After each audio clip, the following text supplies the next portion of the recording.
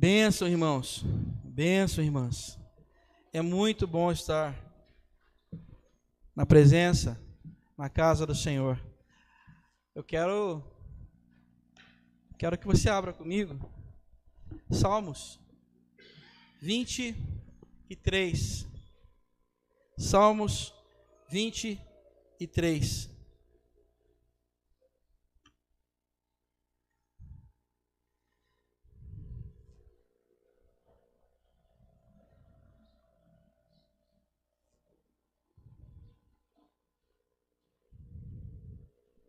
Salmos 23.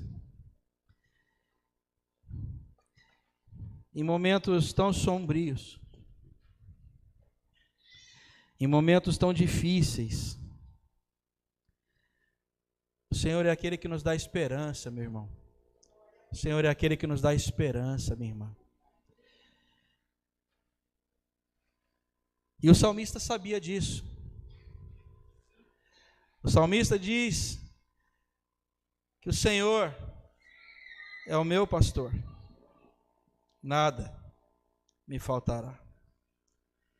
Ele me faz repousar em pastos verdejantes, leva-me para junto das águas de descanso, refrigera-me a alma, guia-me pelas veredas da justiça por amor do seu nome.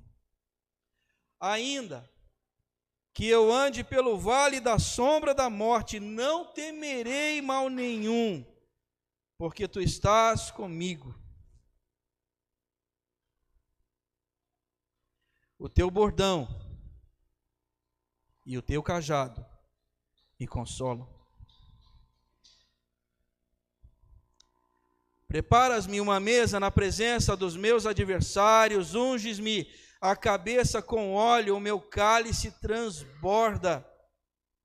Bondade e misericórdia certamente me seguirão todos os dias da minha vida, e habitarei na casa do Senhor para todos sempre. Amém. Feche seus olhos mais uma vez. Obrigado, Senhor, pela tua palavra. E nós nos deleitamos nela, nos regozijamos nela, Senhor. Muito obrigado. Em teu nome, Espírito, em teu nome, Jesus, que pedimos, Espírito Santo, que nos encaminhe aquilo que é o teu propósito para nós nessa noite. E nos abra, Senhor, o coração, para que entendamos não somente na razão, mas também no profundo da nossa alma e do nosso espírito. Então, ao sairmos daqui, Senhor, que sejamos tal qual esse salmista, que te conhecia em profundidade e confiava na tua palavra. Em nome de Jesus te agradecemos, Senhor. Amém e amém, amém. Irmãos e irmãs, em tempos de sombras, a esperança é algo que está sempre em ordem. E quando eu me lembro de esperança, eu me lembro desse salmo, e eu vou explicar porque eu quero que você mantenha a Bíblia aberta. Logo no primeiro versículo, irmão e irmã, dizendo: o Senhor é meu pastor e nada me faltará. É muito curioso que esse trecho, nada me faltará, ele poderia ser traduzido de uma outra maneira. Porque esse trecho lá por baixo do texto, ele diz: eu de nada mais preciso. Irmão e irmã, eu não sei se você parou para pensar que hoje nós vivemos tempos sombrios muito por conta, não dos tempos em si, mas por conta da ansiedade que os acontecimentos e as notícias nos trazem, nos fazem ansiar. Nós, muitas vezes, geramos uma expectativa ruim sobre coisas que nem aconteceram ainda. Recebemos uma notícia hoje e achamos que o negócio vai ser ruim. Recebemos o diagnóstico agora de uma doença e é apenas um diagnóstico e não é uma sentença. Recebemos uma suposta intenção de algo que vai acontecer daqui a não sei quanto tempo. A gente já vive aquilo com intensidade. Haja coração, meu irmão, haja cabeça. Aí não tem jeito, né? A gente vai para os nossos comprimidinhos, que a gente não consegue mais dormir. Aí quando fica acordado, a gente consegue mais ficar acordado, a gente precisa disso, daquilo outro, e a gente fica tentando encontrar portas que nos tragam sossego e paz. Uma certa vez eu tive contato com uma obra, bem antiga, gente. Se você puder, procure lá na estantevirtual.com.br. Eu não ganho nada por isso, mas o nome do livro se chama A Psiquiatria de Deus. Nem me recordo o autor. Você lembra, Daís, o nome do autor? Não lembro. Mas um trecho do livro fala, porque ele é um médico, e ele recebe os pacientes. Se não me engano, ele é psiquiatra. E um trecho do livro ele menciona sobre o poder da ansiedade em nos destruir. A ansiedade extrema, ela é capaz de nos derrubar. E no livro ele diz que além da medicação, porque muitas vezes a gente sabe disso, por conta de uma vida sedentária, de uma alimentação desregrada, não balanceada, a gente come muita porcaria, aí fica desse tamanho, olha o meu tamanho. Gente, isso mexe com a gente. A nossa bioquímica fica completamente distorcida. Eu não vou ficar aqui querendo pagar uma de médico, porque tem um monte de gente de CRM aqui no plenário aqui. Mas vocês sabem que o negócio é complicado. E a gente, muitas vezes, nós somos causadores dos nossos próprios males. Nós nos sabotamos. Mas eu não vou entrar nesse mérito. Eu vou falar apenas no que esse autor disse. Então lá ele dava a medicação, pedia os exames e tudo mais, mas junto com isso, ele dava um remédio especial para ser tomado 3 vezes ao dia. O remédio se chama Salmos 23, acredite.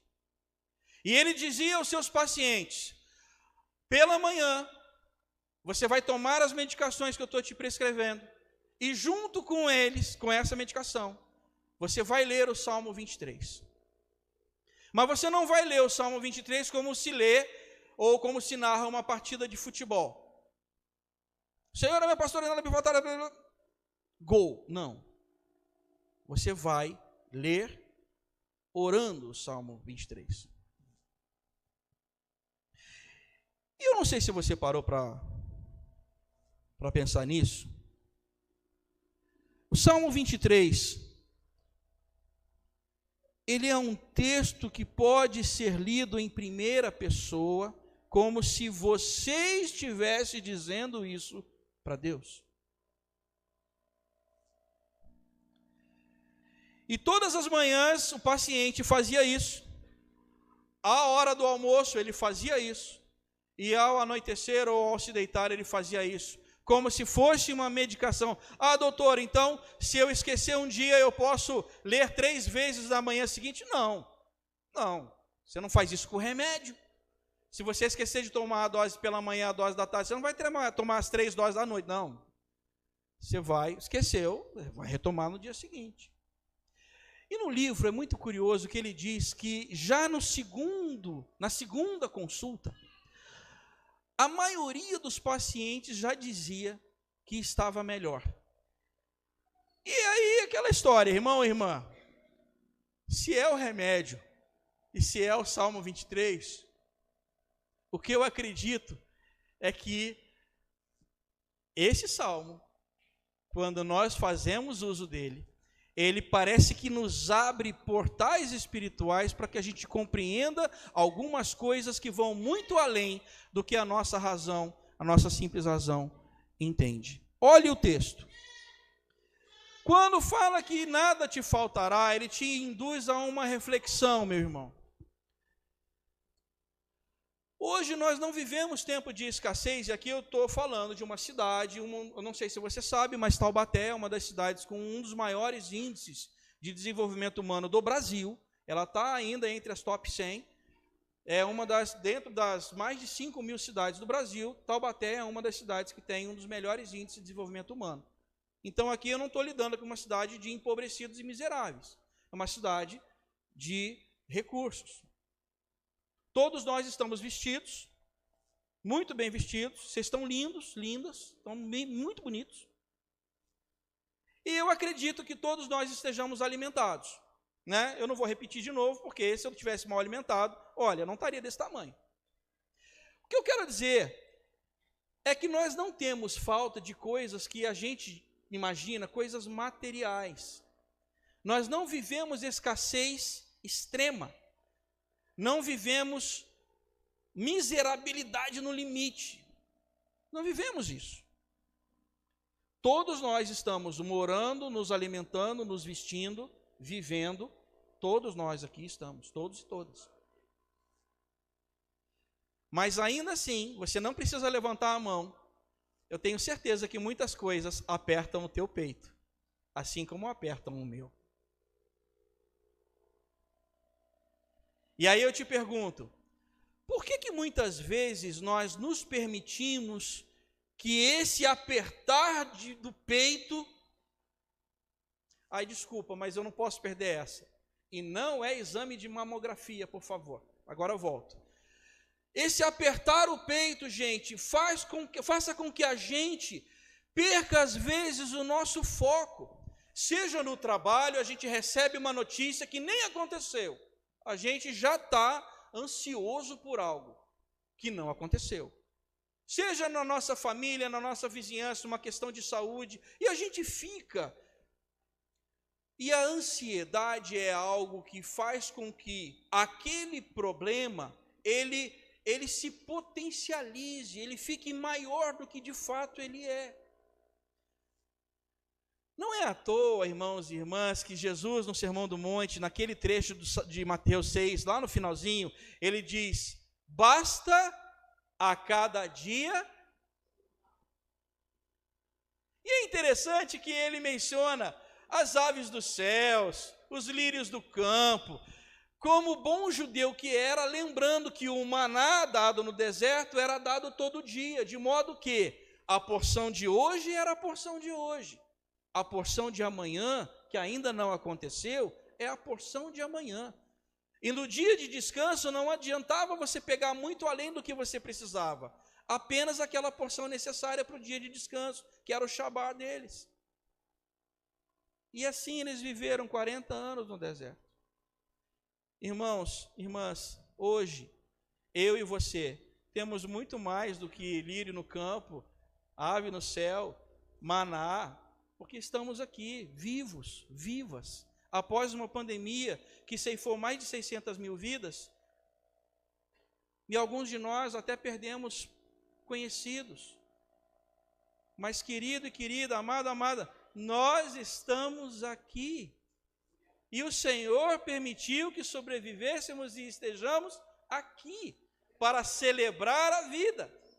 Quando eu olho para o texto e vejo que o Senhor é o nosso pastor, e de nada mais nós precisamos, nós realmente não precisamos de mais nada, porque a ansiedade, e Pedro entendia muito bem, porque ele diz, lançando sobre ele, sobre o Senhor, toda a ansiedade, porque ele tem cuidado de nós. O Senhor cuida de você, meu irmão, o Senhor cuida de mim. Olha o texto, veja aqui, é muito interessante que, depois que ele diz que você não precisa de mais nada, ele diz que te faz repousar em pastos verdejantes. Para quem cria gado, eu também não vou me arvorar aqui de criador de gado, porque tem gente aqui que sabe isso muito melhor do que eu. Você sabe que o gado gosta de pasto verdinho. Não gosta daquele negócio que a gente bota no silo e tal. Ele até come, mas dizer que aquilo para ele é mais gostoso, acho que não é não. Pasto verdinho indica novidade.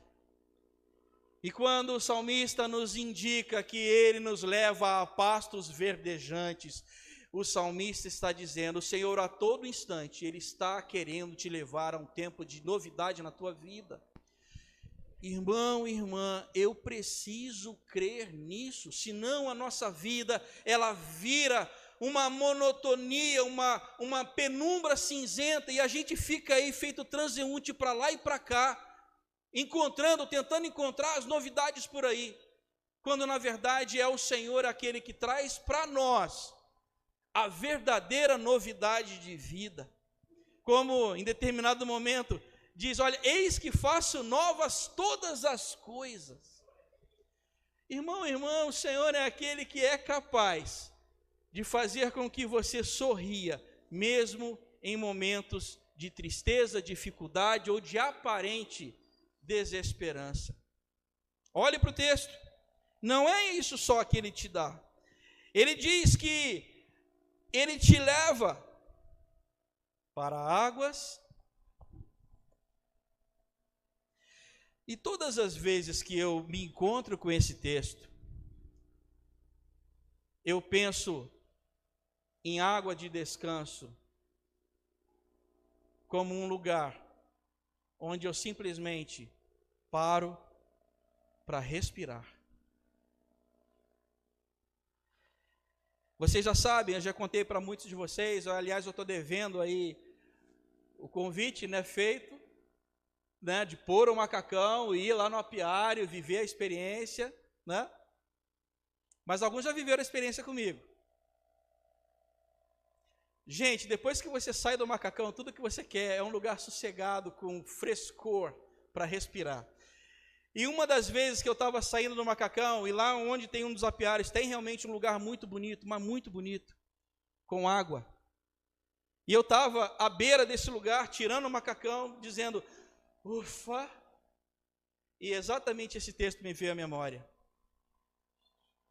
É como se o Senhor, em diversos momentos, permitisse que nós estivéssemos dentro de um macacão, sofrendo pressão, calor, ardência, tudo aquilo, para que em determinado momento Ele pudesse mostrar a nós quanta paz, quanta tranquilidade, quanto frescor, quanto refrigério Ele é capaz de dar. Irmão, o Senhor é aquele que refrigera a nossa alma. É aquele que apacenta e sossega o nosso coração.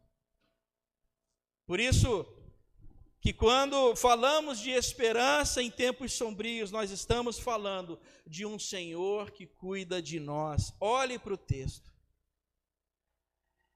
Ele não só me refrigera a alma, mas Ele também me guia pelas sendas, pelas veredas da justiça, por amor do seu nome.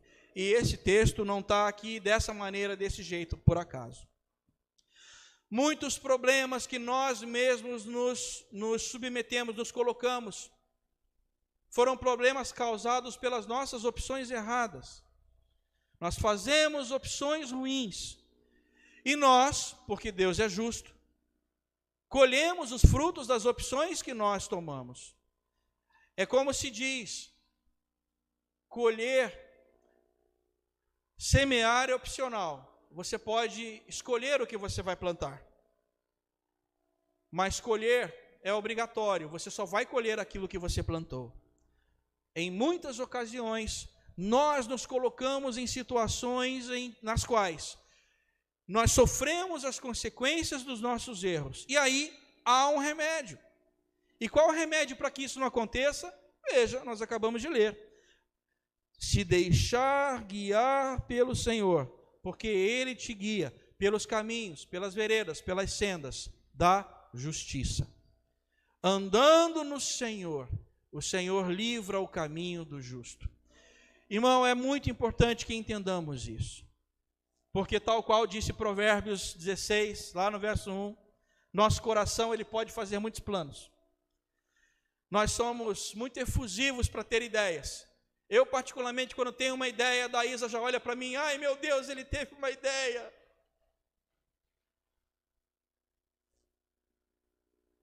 Provérbios 16:1 diz que o coração pode fazer planos, mas a resposta certa dos lábios vem do Senhor.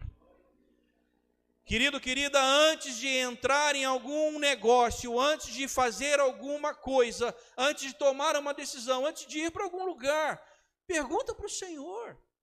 Ele vai te dizer qual é a melhor opção, o que é melhor a ser feito.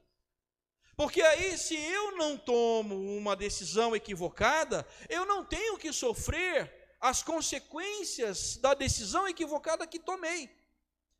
De modo que, se eu acerto para decidir, eu acerto depois de decidir. É como se diz aí na gíria, né? Cabeça não pensa, o corpo padece. Aí o pessoal lá do meu bairro ainda diz assim: é maluco. É assim. Irmão, irmã, eu preciso entender que é o Senhor que me provê todas as coisas para que eu não tenha ansiedade, é o Senhor que me faz repousar em pastos verdejantes, dando novidade de vida, é o Senhor que me refrigera a alma, me levando a lugares de descanso, é o Senhor que me guia para que eu não erre na caminhada, é o Senhor. E isso é o caminho da esperança, porque em todo momento eu vou estar na expectativa de que o Senhor, Ele vai estar comigo, me dando sossego, me dando refrigério, me guiando o caminho, me encaminhando nas coisas. Mas, olha o texto, verso 4, ainda que eu ande pelo vale da sombra da morte. E aqui conta-se um caos, se verdadeiro ou não, mas é um caos, de que havia sim na Palestina, numa das estradas, um lugar que era lugar de emboscadas. E esse lugar era conhecido como o Vale da Sombra da Morte, porque pode ser que você vá, mas ou não chegue ou não volte. E o salmista compara isso, a nossa caminhada, a nossa trajetória de vida, dizendo: ainda que eu ande por esse vale, eu não temerei, porque tu, Senhor, estás comigo, a tua vara e o teu cajado me consolam. É muito interessante, eu preciso que você olhe o texto. Antes ele diz: guia-me pelos caminhos, certo? Vai que eu entrei num caminho que ele não me guiou, entrei no vale da sombra da morte. Ai meu Deus, e agora? Agora sabe o que é? Agora é cajado e bordão do Senhor. Para quê? Para te consolar, te confortar, eventualmente te corrigir. E para quê? Olha o texto. Para que você novamente seja ungido e honrado na presença dele. Preparas-me uma mesa na presença dos adversários, unges minha cabeça com óleo, o meu cálice transborda. Isso é honra, isso é unção. Irmão e irmã, acredite, ainda que eu e você tenhamos tomado rumos errantes na nossa vida, o Senhor é aquele que é capaz de nos trazer de volta, nos restituir ministerialmente e nos honrar novamente. Para isso, há uma palavrinha mágica. Qual é? Não tem atalho, mas é possível. Se assim não fosse, o Senhor não ia propor a parábola daquele filho que deixa a casa do pai e segue o seu caminho.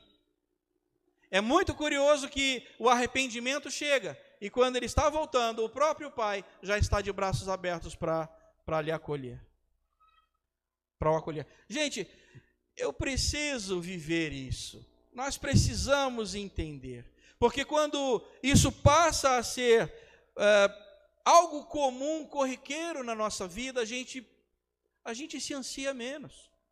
A gente sofre menos. A gente dorme melhor.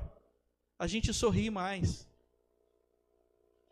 A gente consegue transmitir a palavra, a boa nova do Evangelho, nessa grande missão, e quem está no curso de missão está aprendendo isso, de uma forma melhor. Irmão e irmã, o Senhor é aquele que te dá esperança, que me dá esperança. E olha, no versículo 6, o Salmo, ele conclui. Ele diz que a grande promessa que eu e você temos, de alegria, de contentamento, é que a presença dele me concede bondade, me concede misericórdia. E é algo que precisa ser o grande alvo da nossa vida, estar na presença dele o tempo inteiro. Irmão e irmã, é muito interessante que quando a gente olha isso, olha a esperança. Eu me lembro de alguns textos, e aqui eu preciso realmente da minha cola, onde as pessoas, os personagens aqui no texto, elas geraram uma expectativa de morte, mas no entanto, o Senhor, ele vem de uma maneira tão espantosa, tão fantástica, e muda o rumo. Olhe por favor, acompanhe comigo, abra comigo por favor, 2 de Reis no capítulo 4, 2 de Reis no capítulo 4, você vai ver, 2 de Reis no capítulo 4, você vai ver uma viúva que tinha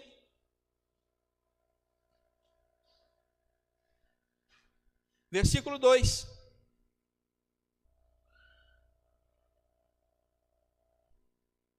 Eliseu pergunta para a mulher: o que tens em casa? Tenho nada, só uma botija de azeite. E versículo 1 estava dizendo: os credores estão à porta e vão levar meus filhos como escravo para pagar a dívida.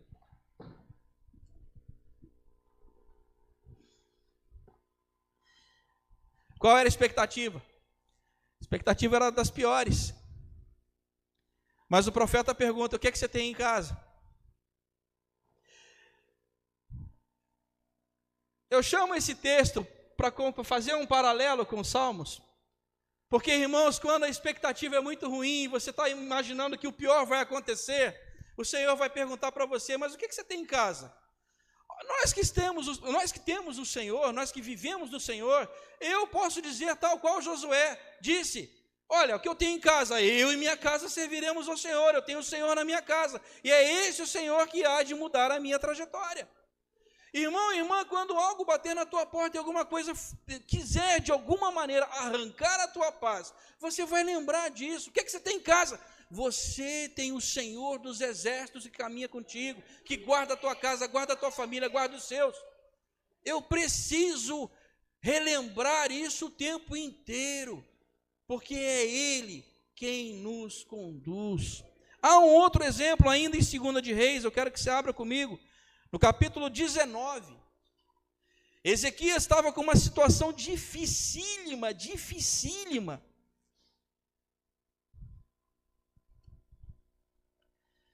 Cidade estava cercada, as tropas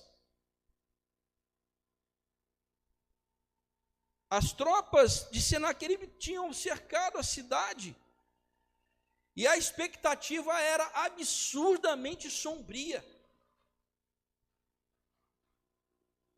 O que Ezequias faz? Versículo 19, no final ele diz, ele entrou aonde? Capítulo 19, versículo 1, capítulo 19, verso 1 de 2 de Reis. O que o texto diz? Entrou aonde? Na casa do Senhor. Querido, querida, quando a ansiedade bater na tua porta, quando a expectativa de morte ela crescer de um jeito que você não sabe o que fazer, o que você vai fazer? Você vai entrar na casa do Senhor. Você vai clamar a Ele, pedir a Ele, dar uma solução. E no caso aqui, no caso da viúva, a solução estava em Eliseu. Eliseu trouxe o milagre. No caso de Ezequias, foi Isaías, no verso 20, que traz a profecia. E eu quero que você leia comigo o verso 33 desse mesmo 2 de Reis 19. O Senhor diz a ele: pelo caminho por onde vier, ou seja, os invasores, por esse voltará, mas nessa cidade não entrará, diz o Senhor. Irmão e irmã, todas as vezes que você tiver uma situação tão insolúvel quanto essa de Ezequias, clame ao Senhor, o Senhor há de prover profeta para te dar a solução, para te trazer o oráculo do Senhor. Irmãos, eu não estou dizendo isso porque a Bíblia está dizendo, Um dia, a gente faz uma roda de conversa, mas aí, desculpa, Salame, tem que ser com pão, com café, bolinho quentinho, alguma coisa à beira do fogão a lenha, que é mais gostoso. Que eu converso com você, a gente tem algumas experiências sobre isso. Eu não sabia o que fazer, mas na hora o Senhor proveu. Então eu não digo porque a Bíblia diz, eu digo porque o Senhor agiu assim comigo, com a minha casa e com a minha família. Todas as vezes que a ansiedade ela aperta o peito, entra na casa do Senhor e espera que o profeta vai te dizer. Eu tenho mais exemplos. Pegue ainda comigo. Jonas capítulo 2, verso 1. Os meninos vão projetar lá, porque é um livro bem no meiozinho aqui, no miolo, você vai ficar uns 15 minutos para achar, mas aí ele vai ajudar. Jonas, capítulo 2, verso 1. Nessas horas é que o aplicativo ajuda, né? Mas tem que ler, gente, vamos ler. Qual era a expectativa de Jonas? Ser digerido pelo peixe. O suco gástrico daquele animal ia literalmente dissolver Jonas. Ele ia morrer, estava nas profundezas. Nunca mais ia ver a luz do sol. E do ventre do peixe, o que ele fez? Orou ao Senhor. Ali não tinha profeta, não tinha Eliseu, não tinha ninguém. Mas o que o Senhor fez? O peixe vomita Jonas. E vomita no lugar onde ele deveria estar. Irmão e irmã, quando a situação realmente está insolúvel, não me interessa de onde vem a solução, mas o Senhor vai produzir uma solução para você. Nem que Ele tenha que te vomitar do lugar de onde você está, para que você entenda qual é a vontade do Senhor para a sua vida. Muitas vezes nós não entendemos essas coisas. Muitas vezes o Senhor Ele quer nos pilar e nos moer para que nós vamos dizer assim, nós aprendamos. É tal qual, e eu preciso abrir com você, Salmos 32, abre comigo, meu irmão, minha irmã, que é oráculo do Senhor. Salmos 32, versículo 8.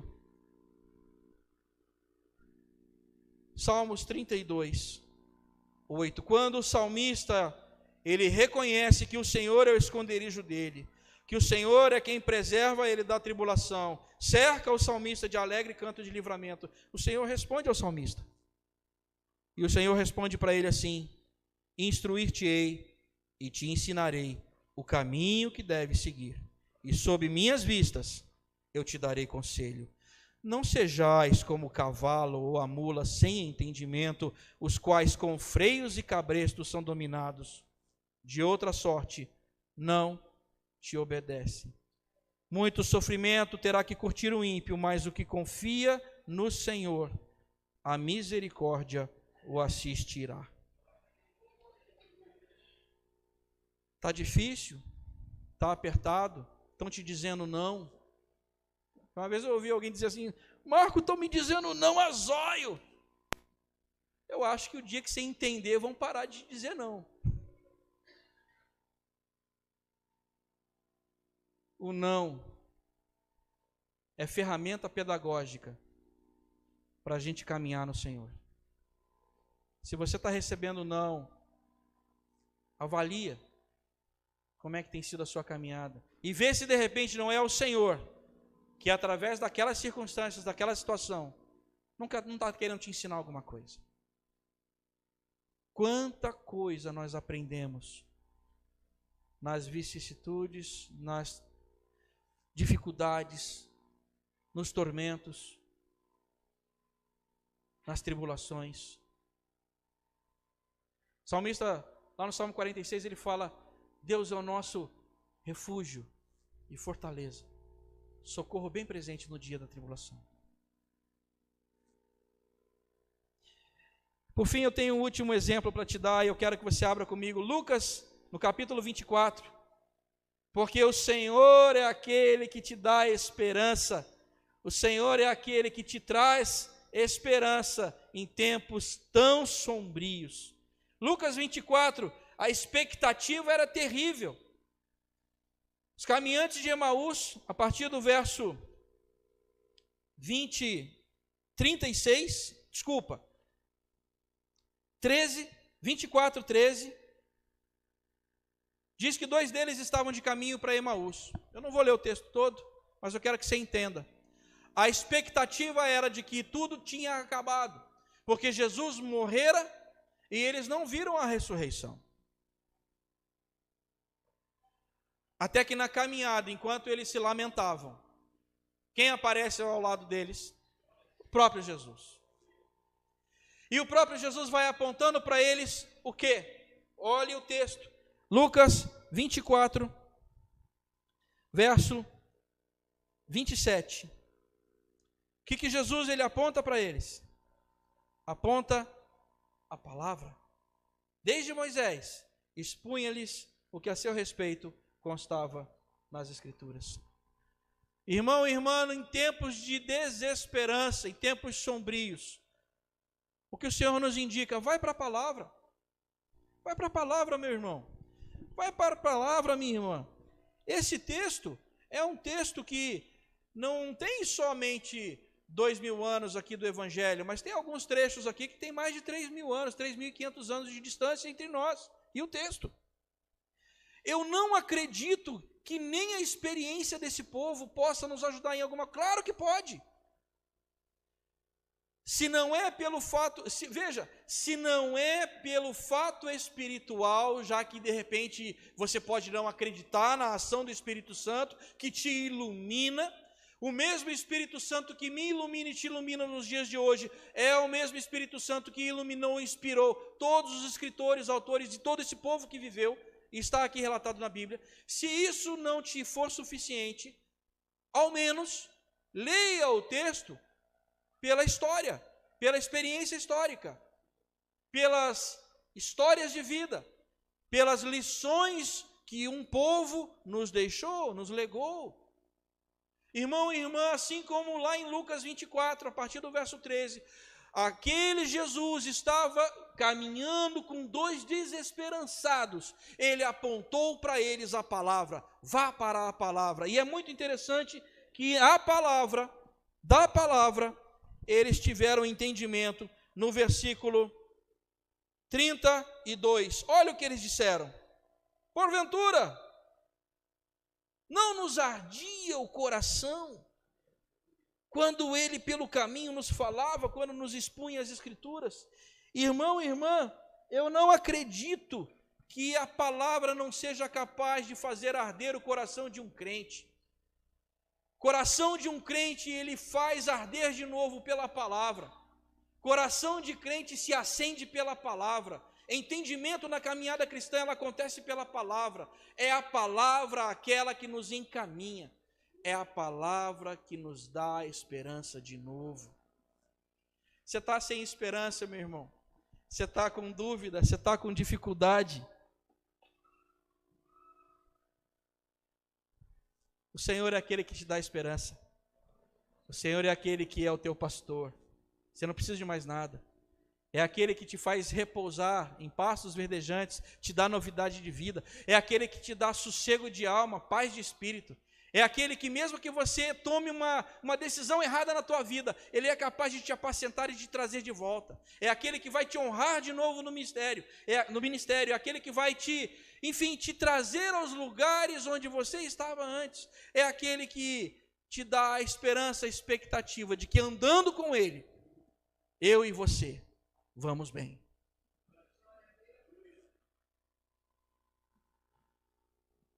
Eu não vou chamar você para orar agora. Eu vou deixar que as meninas da dança, que vão dançar ao som de uma canção chamada Deus Não Está Morto, elas ministrem a você parte daquilo que eu não pude dizer. Então, seja ministrado pela arte.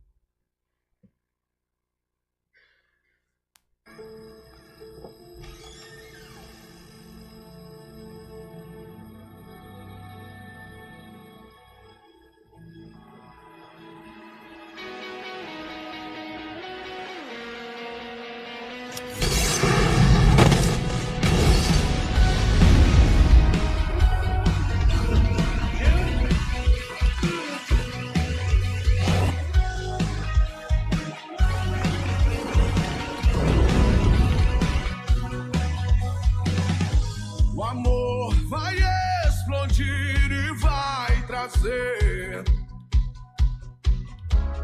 vida aos mortos. Eu quero ver esta revolução.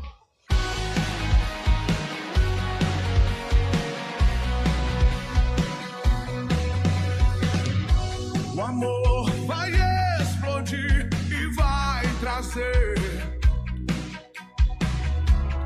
vida aos mortos. Eu quero ver esta revolução. Perdida em tua liberdade. Esse mundo eu vencerei. Meu Deus não está morto, vive, está aqui dentro de mim, rugindo como um leão. Meu Deus não está morto, vive, está aqui dentro de mim, rugindo como um leão. Ele ruge, ele ruge, ele ruge como um leão. A esperança cresce, as trevas fugirão. Minha fé está morta, eu necessito de ressurreição. Perdida em tua liberdade. Esse mundo vencerei. Meu Deus não está morto, vive, está aqui dentro de mim, rugindo como um leão. Meu Deus não está morto, vive, está aqui dentro de mim, rugindo como um leão. Ele ruge, ele ruge, ele ruge como um leão. Ele ruge, o céu vai rugir e o fogo cair. O chão vai tremer com o som do avivamento. O céu vai rugir e o fogo cair. O chão vai tremer com o som do avivamento. O céu vai rugir e o fogo cair. O chão vai tremer com o som do avivamento. Meu Deus não está morto, vivo está aqui dentro de mim, rugindo como um leão. Meu Deus não está morto, vivo está aqui dentro de mim, rugindo como um leão. Meu Deus não está morto, vivo está aqui dentro de mim, rugindo como um leão. Meu Deus não está morto, vivo está aqui dentro de mim, rugindo como um leão. Ele ruge, ele ruge, ele ruge como um leão. Ele ruge, ele ruge, ele ruge como um leão.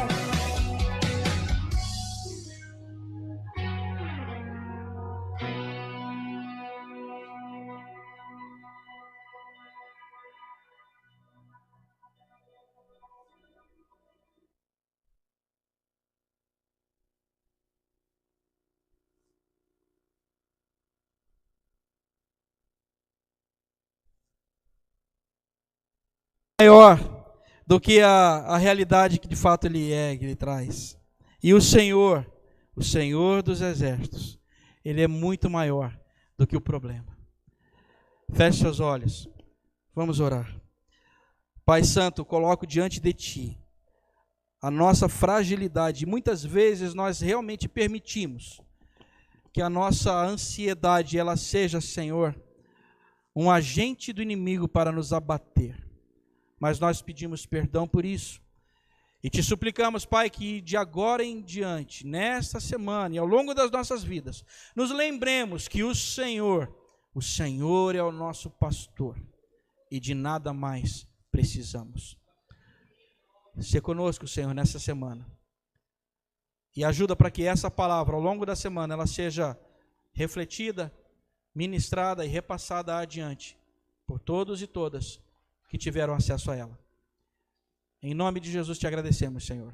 Amém e amém.